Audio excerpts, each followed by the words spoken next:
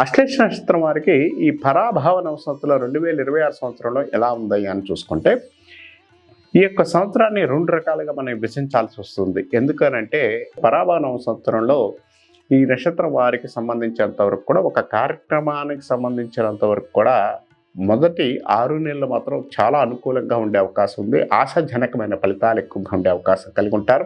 వ్యాపారస్తులకి మంచి బంగార కాలము అంటే మంచి కాలం అని చెప్పుకోవచ్చు. వ్యాపారపరంగా కొంత అనుకూలంగా ఉండే అవకాశం ఉంటుందని చెప్పొచ్చు. ఉద్యోగులకు ఉద్యోగపర విషయాల్లో అనుకూలమైన ఫలితాలు ఉంటాయి. కొత్తగా ఉద్యోగ ప్రయత్నాలు చేస్తున్న వారికి ఉద్యోగ ప్రయత్నాలు అనుకూలంగా ఉండడానికి అవకాశం కలిగి ఉంటారు. కొత్త ఉద్యోగ ప్రాప్తి ఉండే అవకాశం కూడా కలిగి ఉంటారు.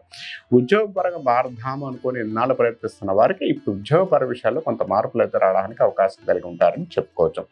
ఏ సమస్య నుంచి అయినా కూడా తెలివితేటలతో పరిష్కారం చేసుకునే అవకాశం కలిగి ఉంటారు. భార్యాభర్తల బంధం ఇప్పుడు ఈ సంవత్సరం కొంత ఎక్కువ అనుబంధం పెరగడానికి అవకాశం కలిగి ఉంటారు. లవ్ సమతిశాలు వివాహపరంగా అంటే లవ్ మ్యారేజెస్ కానీ లవ్ సమతిశాలు మంచి అనుకూలంగా ఉండడానికి అవకాశం కలిగి ఉంటారు. కొత్తగా వివాహమైన వారు దూర ప్రాంతాలు కొంత దూరం వెళ్ళడానికి కొంత అనుకూలమైన ఫలితాలు ఉండడానికి అవకాశం కలిగి ఉంటారని చెప్పుకోవచ్చు. తర్వాత వ్యాపారస్తులకి సంబంధించినంత వరకు కూడా కొంత 3 నెలలు మాత్రం కొంత ఆర్థిక పరిస్థితి గందరగోళంగా ఉండే అవకాశం కలిగి ఉంటారు. అది కూడా ఇక్కడి నుంచి అంటే ఏప్రిల్ నుంచి జూలై దాకా కూడా 3 నెలలు మాత్రం ఏప్రిల్ కానించి ఈ 3 నెలలు కొంత గందరగోళ పరిస్థితులు ఇబ్బంది కలిగించే అవకాశాలు ఎక్కువ కలిగి ఉంటాయి. కొంత జాగ్రత్తలు పాటించండి.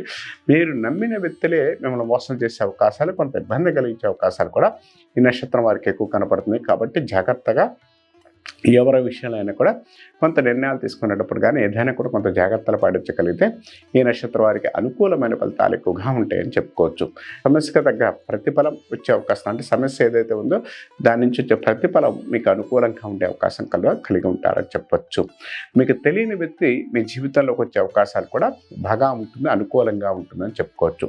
శుభ సమయాలు ఈ సంవత్సరం మాత్రం ఈ నక్షత్రం వారికి ఎక్కువగా మార్చి నెల ఒకటి కొంత పాజిటివ్ కనపడుతుంది. తర్వాత అక్టోబర్ నెల కొంత అనుకూలంగా ఉండే అవకాశం కూడా కలిగి ఉంటారు. తర్వాత ఈ సంవత్సరం వారికి జనవరి నెల ఈ నక్షత్రం వారికి కొంత అనుకూలంగా ఏ పనులు అనుకున్నా కూడా కొంత అనుకూలమైన ఫలితాలు ఉండడానికి అవకాశం కలిగి ఉంటారు. వివాహ ప్రయత్నాలు తర్వాత గృహ ప్రయత్నాలు ఈ సంవత్సరం అంతగా కలిసి వచ్చేదంటూ తక్కువగా ఉంటాయి. అంటే చేసుకున్నా చేయించినా కొంత గందరగోళంగా ఉండే అవకాశం ఉంటుంది. కాబట్టి ప్రథమార్థాన్ని వదిలేసి ద్వితీయార్థంలో అంటే 6 నెలల పాటు వదిలేసి ద్వితీయార్థంలో ప్రయత్నం చేసుకుంటే ఈ నక్షత్రం వారికి కొంత అనుకూలంగా ఉండే అవకాశం కలిగి ఉంటారని చెప్పొచ్చు.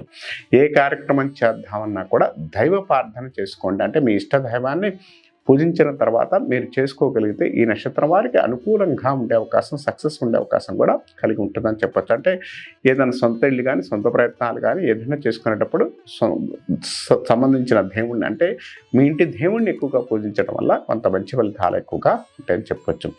యోగస్థానాధిపతి బాగున్నాడు కాబట్టి లాభాధిపతి బాగున్నా కాబట్టి విదేశ ప్రయత్నాలు చేద్దాం అనుకున్న వారికి విదేశాల విషయాలు అనుకూలంగా ఉండే అవకాశం కలిగి ఉంటారు.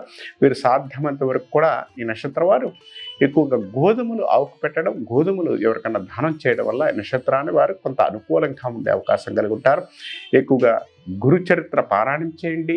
తర్వాత దత్తాత్రేయుడి వారి యొక్క దర్శనం చేసుకోండి. దత్తాత్రేయుని ఎక్కువగా పూజించడం, దత్తాత్రేయుడి యొక్క పూజలు చేసుకోండి. అంటే ఏదైనా గురువుకు సంబంధించిన దేవతలను ఎక్కువగా పూజించడం వల్ల ఈ నక్షత్రం వారికి అనుకూలమైన ఫలితాలు ఎక్కువగా ఉంటాయని చెప్పుకోవచ్చు.